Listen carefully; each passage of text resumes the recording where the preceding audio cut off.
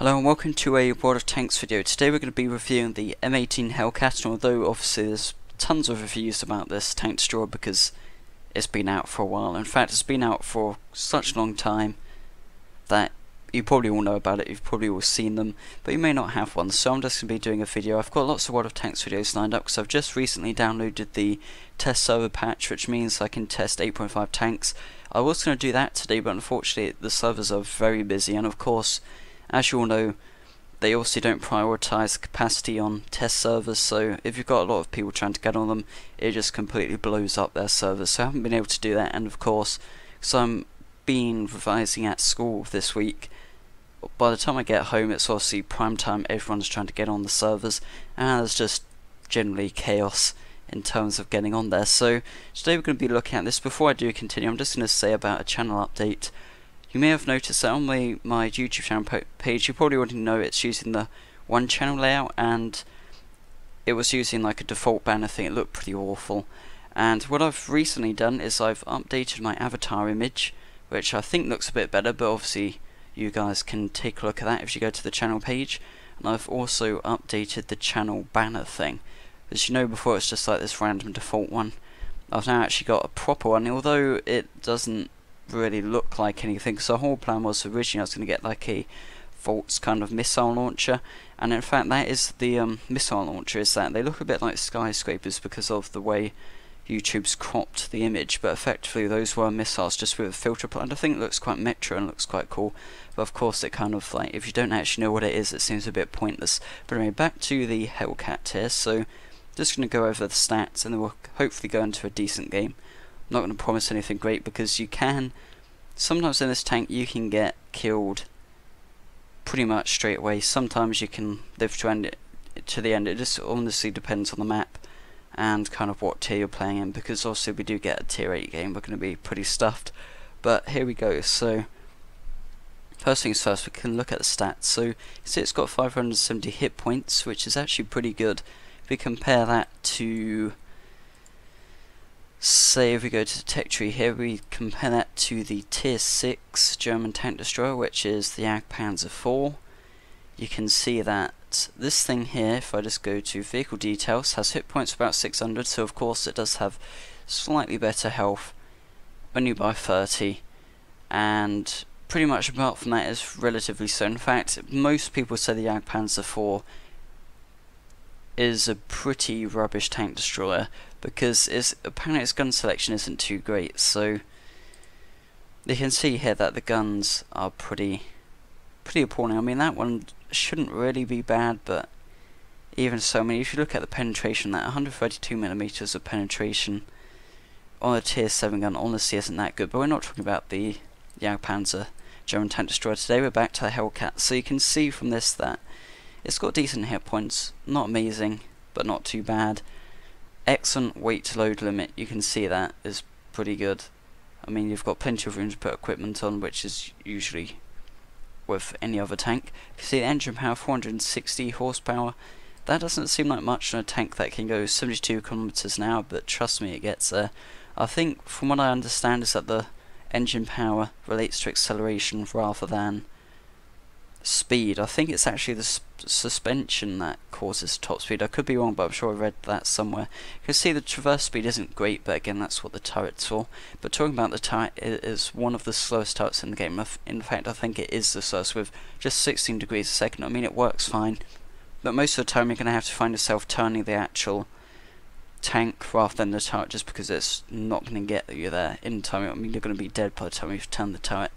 And you can see the fire rate. This is the 90mm gun, and the fire rate isn't bad, considering the damage is pretty good. And yeah, there you go, standard shell damage 180 to 300, that's pretty decent. And turret armour, you can see a respectable 76mm. Again, at this tier it's unlikely to do much, but you're going to get the occasional bounce off the turret. And hull armour, if they hit you on the hull, it's just going to go straight through and do full damage. But anyway, enough of that. Let's go into a quick game. Hopefully it won't take too long, and on top of that, hopefully it won't be a top tier game and we won't get ripped apart. So again, unfortunately with my live gameplays, I do try and be a bit more cautious because obviously don't want to get killed within 10 seconds. But in my opinion, as long as I get a couple of shots on, or at least kill some. Hello and welcome back. This is actually a replay I'm showing you today instead of a live game. I just find it's a bit easier to do it this way because quite often when I'm playing a live game I sometimes can't concentrate on both the gameplay and the commentary, so yeah, it kind of ends up being a bit muddled up and I forget to say stuff and miss stuff out. But basically this is a game on El Haluf. Obviously this is a desert map and it's quite an interesting one because you've also got the riverbank and the two cliffs, I'll call them, on each side. So basically this can sometimes end up being a very long game, and this one was particularly long because at the beginning pretty much everyone was camping, and throughout the game most of our team were just stuck up here. They weren't doing anything, they weren't moving, and eventually it gets quite interesting because we do go out and manage to flush them out a bit. But essentially I'll just take you through our team. So we've got a KV-1S. He's basically quite new to his tank, he doesn't know what he's doing, and he does say that, so he does actually say in the beginning, this is my first time in the KV-1S. I mean, you can see that gun he's got there is the 122mm derp gun that follows on from the KV-1. It's not the 122mm proper gun, but it's the kind of tier 5 one, I think. It's pretty awful, to be honest, especially at this tier. At tier 6, it's not going to be able to do much against armoured vehicles. Okay, if that thing shot me, it would probably one-shot me, but apart from that, I mean, you can see how he's playing. I mean, he's just camping up here. If there's a enemy tank over that other side, he's not going to be able to hit them with that unless he's incredibly lucky. Now, quite another interesting thing that happens is that we have a grill, so that's an RT on our team, who gets shot by an SU-100Y. There you can see down there the red, without, yeah, I mean, he doesn't know he's there, it's not on the radar, it's not on the radio range, he just manages to kill this grill. One shot him, of course. Okay, they don't have much health, but the fact that he did that, I'm impressed. You can see his corpse up there, and I can kind of understand how he managed to, because he was like up on that hill. But again, I'm not really sure, because the only thing I can think of is that would have been luck. But why would you shoot up there? That's what I didn't understand either. So it kind of seems a bit like a hack, but then it can't have been, because he would have killed everyone. But again, I'm pretty impressed by that. I'm not sure what to think, because it's pretty impressive how he managed to do that. And again, I'm not convinced that would have been a one-shot, one-kill. Although again, I mean, you never know. I mean, the grills only have about 200 HP or something. I could be wrong. But again, you can see it's a pretty slow game. Okay, we have the SU-100 takes out the grill in some miraculous way. But that brings me on to another point as well, because you can see both teams have free RT, and again, for me, this is another factor which I find very annoying, because in my opinion, one RT on each team is fine because it's not imbalanced. But again, if you've got free RT on each team shooting at 9 or 12 tanks, it gets a bit imbalanced, and of course they are going to do a lot of damage to pretty much all of our tanks. So that's one thing I've got to moan about. I mean, it's just something that it doesn't actually affect me in this battle, because I don't know, the RT on both teams seem to be pretty rubbish, to be honest. I mean, I say that, they do actually hit me twice, and you could arguably say that's pretty good, but then, I mean, it's pretty impressive how they managed to, because I have a Wisp that hits me, and miraculously actually managed to damage me. I mean, okay, that's obviously with the stats I covered earlier, that's pretty easy to say, but I was actually going pretty fast, about 40-50 kilometers an hour, and he hits me, and then I get hit by an M7 Priest as well. So how they did that, I mean, yeah, this was a bit of a weird game. But anyway, you can see that we're now 2 down, not much is happening. I'm probably just trying to cover this up with stuff, because obviously nothing's really going on. But you can see Yulthis down there or something, I'm not sure if I said that right, and he's in a Jagdpanzer 4, and he's going for it really. He knows what he's doing. I'll show you in a second why he knows what he's doing, because he realises that we're not going to achieve anything by sticking down here. We're 3 tanks down, and we haven't killed anyone yet. None of us are doing anything. We're all camping up here. Now for me, in the sense of a tank destroyer, I've always thought, well, I'd like to stay still. I'd like to hide up in mountains where I can't be hit, and especially with this tank, you've got to be invisible, essentially. You've got to be off the radar to actually be able to achieve anything, otherwise you're just going to get killed. So I kind of thought, well, I'm just going to stick up here. Again, arguably this tank is designed to rush out the enemy, flush them out, because it is fast. It's meant to kind of do that. But again, I stay up here for a bit until we spot these two guys up here. I'm just going to zoom in for this because of course this is replay. And you can see the damage on this is pretty nice.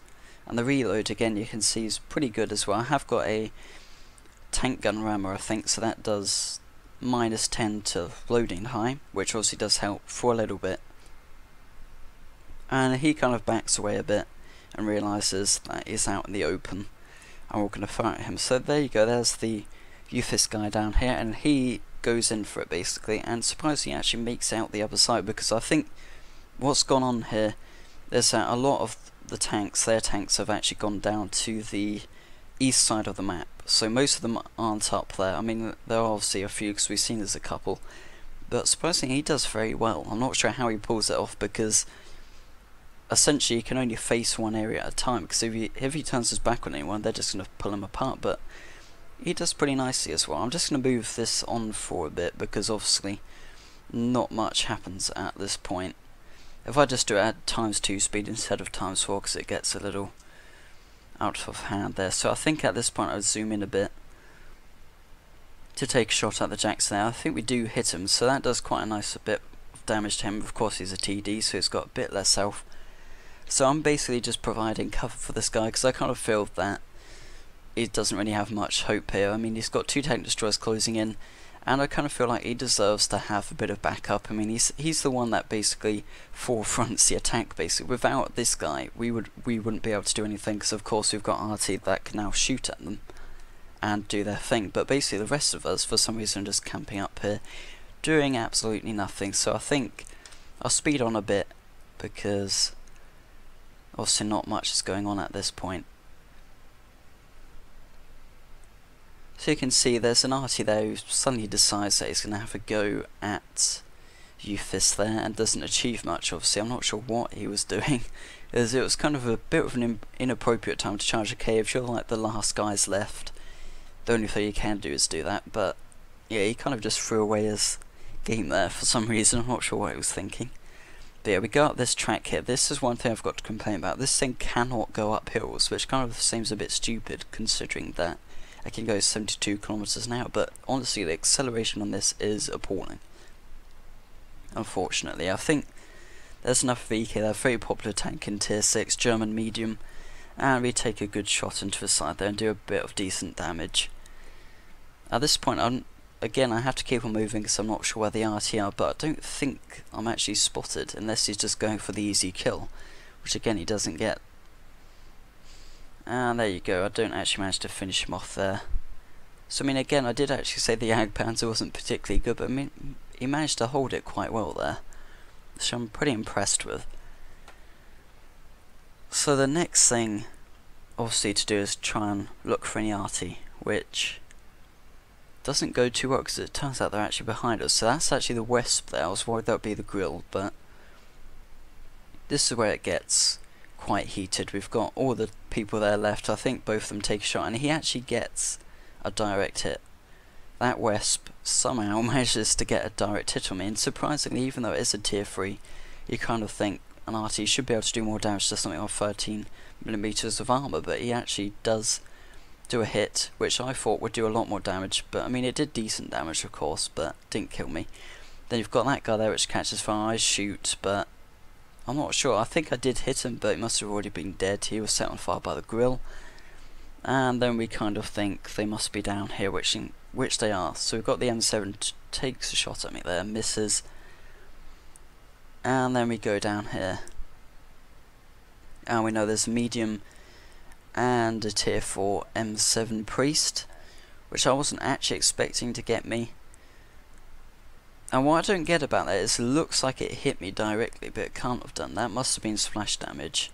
And we one-shot him luckily, because occasionally I always like never one-shot artists, which I find frustrating because you can't one-shot them.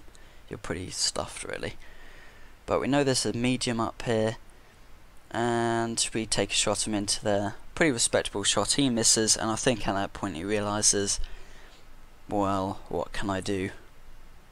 So I think an arty shot actually bounced off him. So in the end he takes a shot at me, damages my turret a bit. I'm pretty much lost on health here. And I mean, this was a pretty respectable game. We've now taken out most of them. And yeah, you can see Euphis up there's got 5 kills. I mean, he was the guy who made us win this. Without him, we would have lost. No doubt about it. And you can see this guy up here. I get quite a nice shot into his back, and he catches fire.